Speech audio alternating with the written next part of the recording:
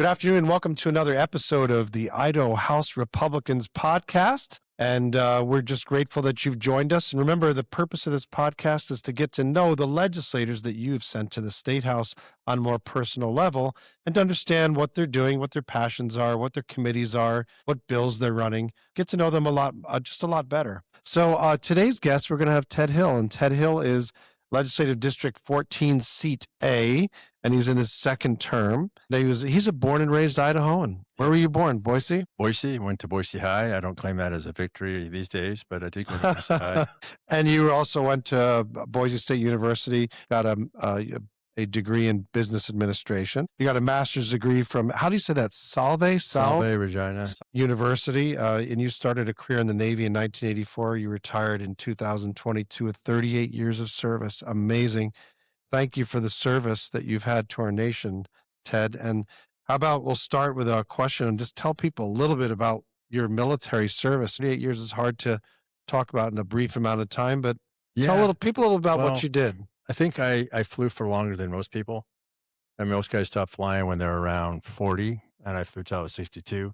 And I was the oldest naval aviator in the history of the Navy to fly actively. So that's incredible. I flew on my 62nd birthday, and they forced me to retire. So it was cool. I flew F-14s, did, Desert Storm, Southern Watch, Iraqi Freedom, a lot of sea time, a lot of combat time, and a lot of cool stuff at the strategic level. I did stuff, high-speed stuff with the Defense of Taiwan, working with admirals, working with weapon systems. And I made a real impact at the strategic level, honestly, with the things I did. It wasn't just being a fighter pilot. It was being a fighter pilot that understands war and war planning. And I took that and I think I made my biggest impact with that. And we even made a brief that went to President Obama. So we had some pretty big impacts on how the war was fought. It's changed so dramatically since I retired, I can be able to keep up. And that was only 2022? Yeah, it's changed a lot. And just briefly, how has it changed in your mind? Well, the technology and the stuff we were advocating for, like drones, is a big deal 15 years ago when I was working on systems on how we're going to manage an overwhelming drone attack against the carrier. How do you stop 50 platforms? We don't have enough missiles to do that. There's different ways to manage it. There's a lot of different ways from the seaside and all these things we got to do. And there's electronic attack. It's so complicated now. Actually, tanks are obsolete. Your battle tank, they're obsolete. Right. A lot of things are obsolete. And the aircraft carrier is borderline obsolete because it's very difficult to defend and get it far enough forward where you can actually express and actually influence power. It's still a machine, but against a near-peer threat, it's challenged. Well, thank you for what you've done for our country, Ted. You are a treasure. And now let's talk about what you do at the legislature. And maybe the first question I would ask is, what committees do you serve on, Ted? Well, I serve on the Transportation Military Division, the Rev and Tax, and then the Judicial Rules. And do you have any committee assignments or like a specialty in any of these? Like you said, the military, you help with the military side in the transportation and defense side? Yeah, I do. But, what you do and you learn rapidly is you lead to your strengths, and my strengths are national security, issues with law enforcement, and the national security issues tie into the cultural issues, which I think are directly part of our national security. When I was in the military, the impact I saw during the Biden years was just ridiculous. I should have taken Hegseth's job. He's awesome. He thinks just like me. He was disgusted by what I saw. I got into this because we have to fix ourselves at the community, at the family, and what we're putting out as young men. 75% of our youth can't even qualify to be in the military. That ought to say something. And out of the 25% that can, there's a big chunk that don't even understand what their responsibility is as a citizen and being patriotic. So we have a challenge, and we have to go after all these things to get America back on board. And you've always said in the past that we stopped being a war machine and we started to be more of a social. It was more social club rather than war machine. And now that's the Department of War. Even that, changing that to the Department of War as opposed to the Department of Defense is a signal. Yes, I agree. And everything he said, the best thing he said, I love this. He said, no more dues and dresses. We were done with that. Right. He said that in front of all the generals. And I just went, praise the Lord on that one. That's just part of the insanity. And you're happy with what Pete Hegseth has done with the Department of War? Absolutely. He had all kinds of affirmative action. There's no affirmative action in the military. It has to be a meritocracy. Don't have quotas. You can't grab, hey, we want this many people to be a pilot. Bad move. You got to meet the criteria. You got to meet the standards, or you're going to really lower your standard and your ability to be a war machine. Obviously, you're representing Legislative District 14. Maybe tell people who aren't familiar with Legislative District 14 what it's like. Is it urban? Is it a bedroom community? Tell people what they care about, Ted. Well, it's very conservative. Eagle is like a bedroom community with a lot of retired folks. There's literally no industry in Eagle. It's all a bunch of retired police officer, retired firemen, a lot of retired people. The homes are expensive. We're trying to get some industry there. Then you go to Emmett, and it's a rural community and a hard work, blue collar area. It's very different. And they have a lot of different concerns. So you got a farming community, then you got this retirement community. So it's a challenging mix. We used to have Star as part of our district, which made more sense. I wish we were that way because it's difficult. I feel like Emmett feels like they're being left behind. They're not. We pay attention, but it's difficult to close the gap between the needs of those two communities. Well, let's talk a little bit about some of the bills that you're working on. And I believe it was House Bill 538 that might have become House Bill 556, maybe a newer number to the bill. Maybe there was a change to it, but the bottom line, it's a flag bill that are flown over governmental entities specifically. Tell people about that bill and why you felt you had to bring it this session. Okay, Heather Scott brought that last year. It passed. It was a law.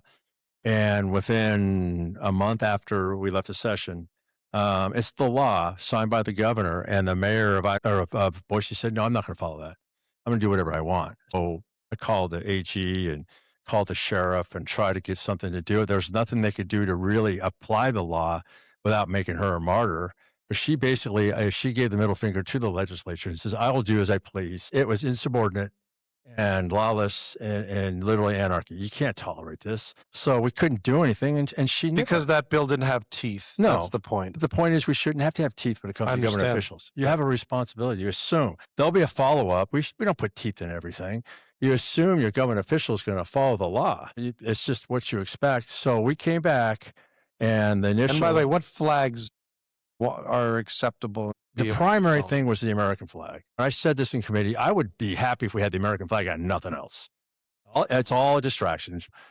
Okay, we made some allocations, some carve-outs, but it's the American flag and state flag. In every single committee room and on the floor and everything, we have those two flags. Nothing else. Right. Nothing else. So we have those, and that's what brings us all together. That's a uniting symbol. So when you have a 3-flag pole, what do you put on that third pole? You put on what? Well, we said we'll lock it down to the military flags, official military flags, POW flag. And then we talk about nation state flags we're not at war with for special occasions. And then we have city flags, all before the day before 2023. Did I cover everything? The point there is the city flags in there we had denied, but the city flag started to be political. And the whole reason is you put up a political flag on that third pole. What political, religious, and ideological flag is appropriate? None of them are. So a government entity can't put anything along those lines because that is essentially endorsing a political event or political movement. So if you put a pride flag up, that was the issue. They put up the donate life, which our daughter, we donated our daughter's organs, and that's fine. That's about as the most innocuous flag you can put up there. But then what about everybody else? Right. So why does it get up there all the time? So everybody gets a piece or nobody gets the piece.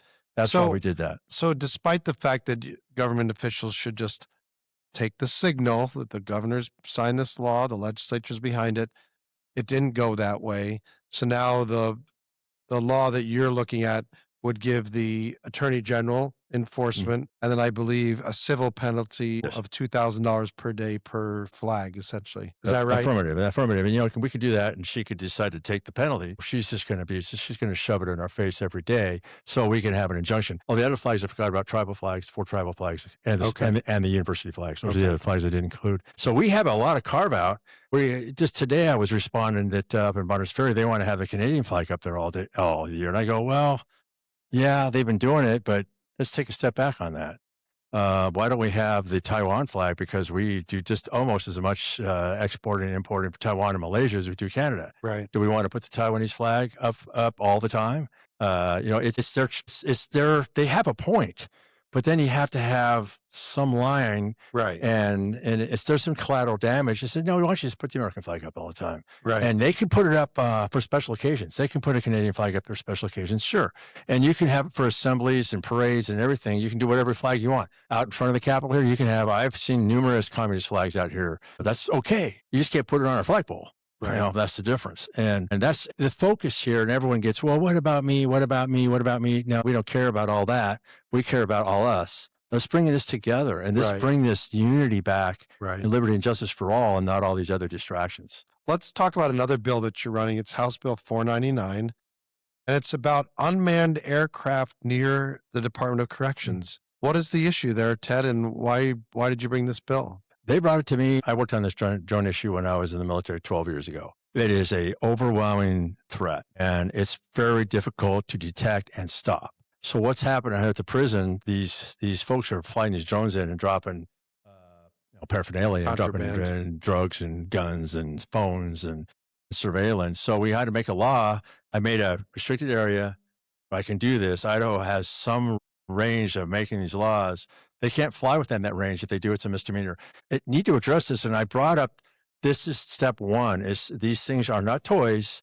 They can be, you want to think about the old suicide bomber kind of thing, and strapping the thing on. A drone is a suicide bomber. You get that same bomb, fly it into a church and blow up everyone in a church, and you're out there running your right. The threat is ridiculous. And the big thing that we looked at when we're looking at strategic effects, they can affect infrastructure, they can take out power lines, but they can bring a swarm of those into a football game. And I want you to think about that. Right. When you have 10 of those and they all have a charge of some ordinance on it, and they distribute that into the football field, it will literally end it because no one will go to a football game again. Right. So stopping this stuff, you can put a net over.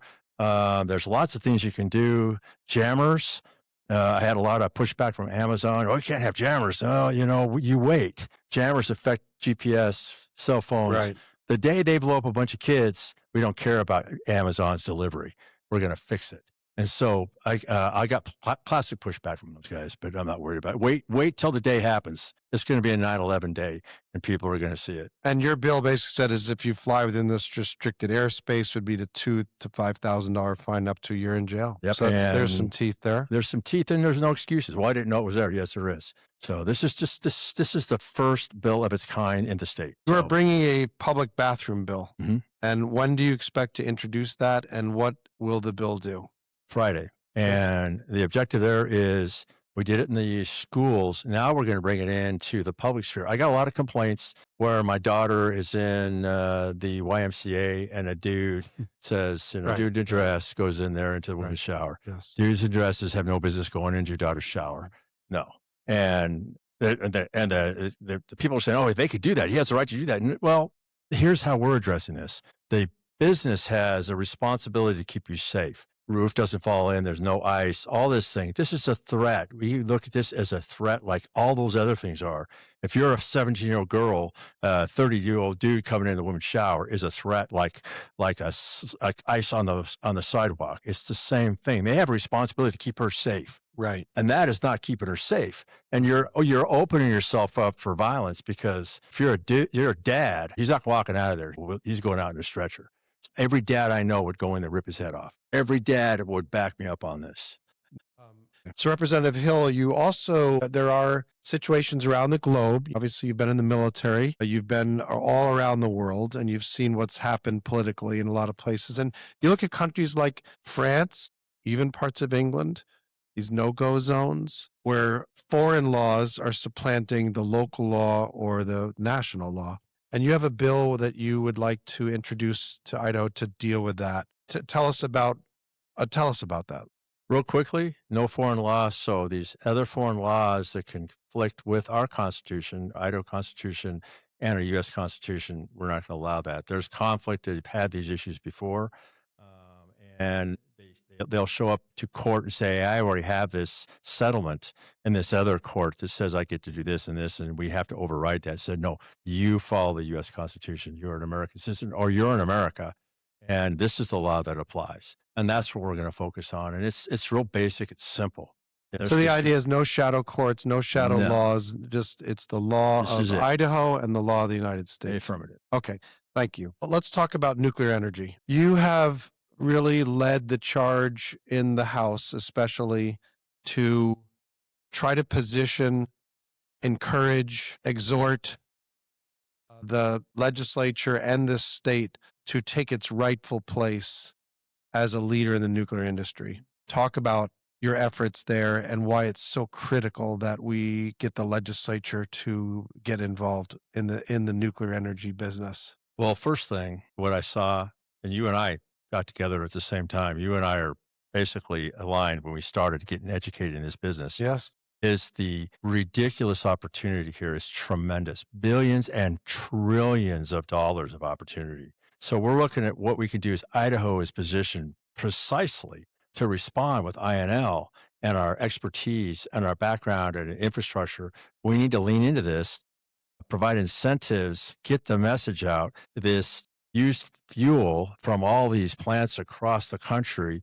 We could bring this used fuel here, store it, and then reprocess this. It's worth trillions of dollars. We could get $2 billion a year just to store it temporarily while we reprocess it, extract a couple $1 trillion worth of value out of this, and send this fuel to all these different plants across the country, these new nuclear plants. It's a fabulous opportunity.